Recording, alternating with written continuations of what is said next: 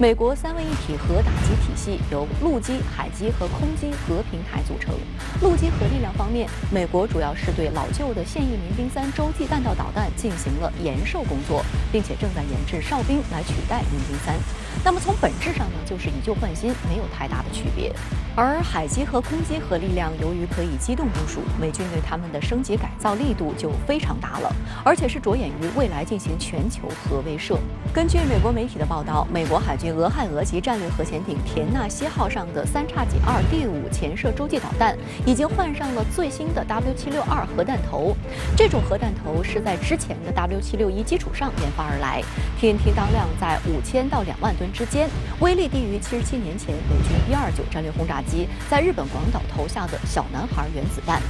这款低当量核弹头与战略核潜艇的组合具有非常大的威慑力。俄亥俄级核潜艇最大的下潜深度可达300多米，还有很强的隐身与静音能力。在无法获悉核潜艇位置的情况下，对手就无法定位发射地点，难以对其进行拦截。再加上3x2第5的最大射程为12000公里，误差仅为90多米，这样呢就可以在超远的距离对敌方的重要战略目标，比如导弹发射井、指挥机构等发动精确核打击。目前，美国海军有14艘俄亥俄级核潜艇，每艘通常携带20枚3x2第5，每枚3x2第5可以携带8到12枚核弹头。一艘俄亥俄级战略核潜艇呢，就可以携带160到240枚 W762核弹头。而在空中核力量方面，美军的发展力度更大，研发的新型核弹头类型更多。此前，美军曾罕见公布了 B-52H 战略轰炸机挂在 AGM-86B 空射核巡航导弹的视频。可以看到呢，导弹安装有 W804核弹头，说明 W804核弹头已进入服役前测试阶段。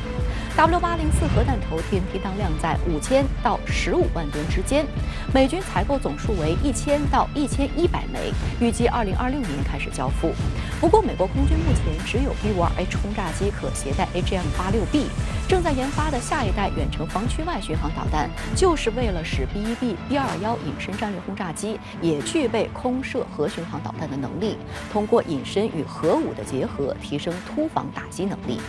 除了 W804以外，美空军还有已全面生产的 B6112新型低当量制导核炸弹。B6112能够挂在美空军现役的各种战机上，也被认为是美国最有可能在战场上使用的核武器。